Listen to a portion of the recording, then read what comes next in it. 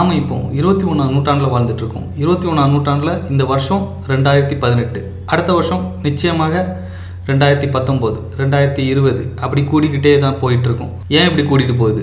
அதுலேயும் குறிப்பாக சொல்லப்போனால் நம்ம 2018 AD அந்த வருஷத்தில் வாழ்ந்துட்டுருக்கோம்.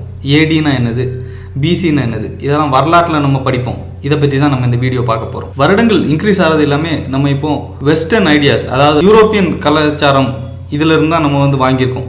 நம்ம இன்றைக்கி யூஸ் பண்ணிகிட்டு இருக்கக்கூடிய கேலண்டர் சிஸ்டத்துக்கு பேர் கிரெகோரியன் கேலண்டர். இதுக்கு முன்னாடி ஜூலியன் கேலண்டர் யூஸ் பண்ணிகிட்டு இருந்தோம். அதே மாதிரி இந்தியாவிலையும் ஒரு கேலண்டர் யூஸ் பண்ணிகிட்டு இருக்கோம். இந்தியன் நேஷனல் கேலண்டர் வந்து ஆக்சுவலி கிரெகோரியன் கேலண்டரை ஃபாலோ பண்ணுது. அது கூட சேர்ந்து சாக்ரா கேலண்டர் அப்படின்ற ஒரு கேலண்டரையும் வந்து ஃபாலோ பண்ணுது. சாக்ரா கேலண்டர் வந்து பார்த்தீங்கன்னா 78 ADயிலிருந்து தான் ஆரம்பிக்குது. இன்னைக்கு இந்தியாவில் உள்ள ஹாலிடேஸ் இது எல்லாமே வந்து சாக்ரா கேலண்டர் பேஸ் பண்ணி தான் நம்ம வந்து கொடுப்பாங்க. இந்த கேலண்டர் சிஸ்டத்தில் ரொம்ப இன்ஃப்ளூயன்ஸ் ஆன ரிலிஜன் வந்து கேத்தலிக் ரிலிஜன். ஸோ ஜீசஸ் பிறந்ததை வச்சு தான் இந்த கேலண்டர் வந்து AD-BC அப்படின்னு கணக்கு போட்டிருக்காங்க. ஸோ AD அப்படின்னாக்கே anno domini, the year of our Lord அப்படின்னு அர்த்தம். இந்த AD அந்த பழக்கமே வந்து பார்த்திங்கன்னா கிட்டத்தட்ட ஒரு 900 இயர்ஸுக்கு முன்னாடி தான் வந்து ஃபஸ்ட்டு யூஸ் பண்ண ஆரம்பித்தோம். ஆனால் இதுக்கு கேல்குலேஷன்லாம் வந்து பார்த்திங்கன்னா இயர் ஆஃப் த லார்ட், அதாவது 0 அப்படின்னு உள்ள வருஷம் வந்து பார்த்திங்கன்னா அந்த ஜீசஸ் பிறந்த வருஷம். அதுலேருந்து அப்படி இன்க்ரீஸ் ஆகிட்டே போகும். First AD, second AD, third AD, fourth AD அப்படின்னுட்டு இன்க்ரீஸ் ஆகிட்டே போகும். ஜீசஸ் பிறக்கிறதுக்கு முன்னாடி உள்ளதை வந்து BCன்னு சொல்லுவாங்க, பிஃபோர் கிரைஸ்ட்.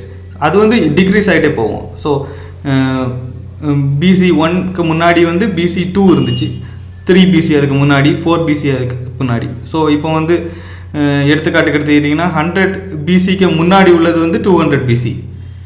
ஆனால் நீங்கள் ADயில் பார்த்தீங்கன்னாக்கி 100 ADக்கு அப்புறம் தான் 200 AD வரும். 2018 வருஷங்களுக்கு முன்னாடி வந்து 0 அப்படின்னு ஒரு வருஷம் இருந்துச்சு. அதில் தான் ஜீசஸ் பிறந்ததாக நம்புகிறாங்க. -1 -2 போகிறதுக்கு பதிலாக நம்ம வந்து BC அப்படின்னு அந்த டேர்ம் யூஸ் பண்ணுறோம். 1 BC, 2 BC, 3 BC அப்படின்னு சொல்லி நீங்கள் 2000 BC அப்படின்னு பார்த்தீங்கன்னா 4000 வருஷம் ப்ளஸ்ஸு இன்றைக்கி கம்பேர் பண்ணும்போது. ஆனால் இந்த பழக்கங்கள் வந்து 900 இயர்ஸ்க்கு முன்னாடி தான் வந்து கொண்டு வந்திருக்காங்க. ஸோ யாருக்குமே கரெக்டாக தெரியாது ஜீசஸ் எப்போ பிறந்தார் அப்படின்ட்டு. இன்றைக்குள்ள ஹிஸ்டோரியன்ஸை கேட்டிங்கன்னாக்கி 4 BCலேருந்து 7 BCக்குள்ளால் பிறந்திருப்பார் அப்படின்னு சொல்லுவாங்க. ஏன்னா அந்த அவர் பிறக்கும் போது ஏரோது அப்படின்னு ஒரு மன்னர் இருந்தார். அந்த மன்னர் வந்து 4 BCயில் இறந்து போயிட்டார். அந்த காலத்தில் வந்து எப்போ பிறந்தார் அப்படின்னு ஒரு கணக்கு போட்டு அதை வந்து 0 அப்படின்ட்டு வச்சுக்கிட்டாங்க. அதுலேருந்து இன்க்ரீஸ் ஆகிட்டே வருது. ஸோ முதல்ல வந்து ஜூலியன் கேலண்டர் தான் யூஸ் பண்ணிகிட்டு இருந்தாங்க. இந்த ஜூலியன் கேலண்டருக்கு அப்புறம் இன்னைக்கு யூஸ் பண்ணுறது வந்து கிரெகோரியன் கேலண்டர். இந்த ஜூலியன் கேலண்டருக்கும் கிரெகோரியன் கேலண்டருக்கும் 10 நாட்கள் டிஃப்ரென்ஸ் உண்டு. 10 நாட்கள் விடப்பட்டது இந்த ஜூலியன் கேலண்டருக்கும் கிரெகோரியன் கேலண்டருக்கும். 1582 வருஷம் அக்டோபர் 4ஆம் தேதி இந்த ஜூலியன் கேலண்டரை விட்டுட்டு நம்ம கிரெகோரியன் கேலண்டருக்கு போயிடலாம் அப்படின்ட்டு ஸ்பெயின் நாட்டில் ஃபஸ்ட்டு முடிவு பண்ணாங்க. அந்த நாட்டில் வந்து சென்ட் தெரேசா ஆஃப் அவிலா அப்படின்ட்டு ஒரு செயின்ட் இருந்தாங்க. அவங்க அக்டோபர் 4ஆம் தேதி அன்னைக்கு இறந்தாங்க. அக்டோபர் 15ஆம் தேதி தான் அவங்களுக்கு சடங்கு நடந்துச்சு. அதாவது அதுக்கு அடுத்த நாள் தான் வந்து அவங்களுக்கு சடங்கு நடந்துச்சு. அந்த இடையில 10 நாள் வந்து விடப்பட்டது. அக்டோபர் 4 தொடங்கி அக்டோபர் 15 வரைக்கும் எந்த நாளுமே கிடையாது. அதெல்லாம் வந்து கேலண்டர்லேருந்து தூக்கிட்டாங்க. இந்த தேதியை ஞாபகம் வைக்கிறதுக்கு இது வந்து ஒரு சுலபமான வழி. எல்லாமே வந்து AD-BC அதெல்லாம் வந்து கிறிஸ்டியன் ரிலீஜனை பார்த்து இருக்கிறதுனால மற்ற ரிலீஜனுக்கெல்லாம் வந்து கொஞ்சம் யூஸ் பண்ண தடங்களாக இருக்குது. அதனால் வந்து இன்றைக்கி வந்து AD-BC அந்த வழக்கத்தை வந்து ரிமூவ் பண்ணிட்டு வராங்க. இப்போ வந்து CE, BCE அப்படின்ட்டு 2 யூஸ் பண்ணுறாங்க. CEனா காமன் எரா, BCE அப்படின்னாக்கி பிஃபோர் காமன் எரா. அதாவது காமன் எரா வந்து 0லேருந்து ஆரம்பித்து 1, 2, 3 அப்படின்னு இன்க்ரீஸ் ஆகி இன்றைக்கி 2018 காமன் எரா. அதுக்கு முன்னாடி BCE அப்படின்னு பார்த்தீங்கன்னா 0ல் இருந்து ஆரம்பித்து பேக் சைடில் போவோம்.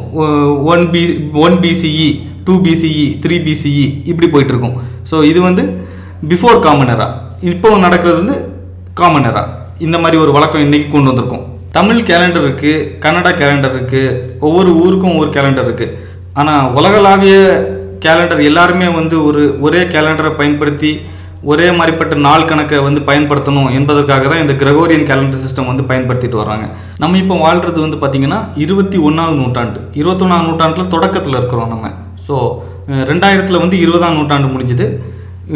இப்போ 21ஆம் நூற்றாண்டில் வாழ்ந்துட்டுருக்கோம். 21ஆம் நூற்றாண்டு வந்து 2100 அந்த வருஷத்தில் வந்து முடியும். ஸோ எப்போ முடியுதோ அதை வச்சு பார்க்கணும். இப்போ 10ஆம் நூற்றாண்டு அப்படின்னு பார்த்தீங்கன்னா 1000ல் முடியும். எடுத்துக்காட்டுக்கு ராஜராஜ சோழர் எடுத்துக்கோங்க. ராஜராஜ சோழர் வந்து 10ஆம் நூற்றாண்டுக்கு கடைசியிலிருந்து தொடங்கி 11ஆம் நூற்றாண்டு தொடக்கத்தில் வரைக்கும் அவர் வந்து வாழ்ந்திருக்காரு. 3ஆம் நூற்றாண்டு பிசி, 3rd century பிசி அப்படின்னு சொன்னாங்கன்னா இது வந்து 300 பிசியிலேருந்து தொடங்கி 200 பிசி வரைக்கும் முடியும். அங்கே வந்து எப்போவுமே ரிவர்ஸில் தானே போகும் அந்த மாதிரி. ஸோ ஃபார் எக்ஸாம்பிள் தொல்காப்பியம் எடுத்துங்க, தமிழில் உள்ள பழைய நூல். இந்த நூல் வந்து 3rd century பிசி, 3ஆம் நூற்றாண்டு பிசி அப்படின்னு எடுத்துங்க. பிரமிடு கட்டினதை பார்த்துங்க. பிரமிடு வந்து 26வது செஞ்சுரி பிசி, அதாவது 2600 பிசியிலிருந்து தொடங்கி 2500 பிசிக்கு இடையில உள்ள காலகட்டத்தில் கட்டப்பட்டது. உலகத்தில் உள்ள எல்லா ஹிஸ்டாரியன்ஸ், எல்லா கலாச்சாரமும் இப்போ இந்த டைப் சிஸ்டத்தை வந்து எல்லாருக்கும் இதை சொன்னால் புரியும். தமிழில் உள்ள ஒரு வருஷத்துக்கு குறிப்பை பற்றி சொன்னோம்னா ரஷ்யாவில் உள்ள ஆளுக்கு புரியாது. இன்றைக்கி கிரகோரியன் கேலண்டரை வச்சு சொன்னோம்னாக்கி நமக்கு எல்லாமே வந்து உலகத்தில் இப்போ அமெரிக்காவில் உள்ளவங்களுக்கும் புரியும், ரஷ்யாவில் உள்ள ஆளுகளுக்கும் புரியும். இப்படி எல்லாருக்கும் புரிகிறது மாதிரி இந்த கேலண்டர் இருக்கணும் என்பதுக்காக தான் வந்து இந்த சிஸ்டங்கள் வந்து அமைச்சிருக்காங்க.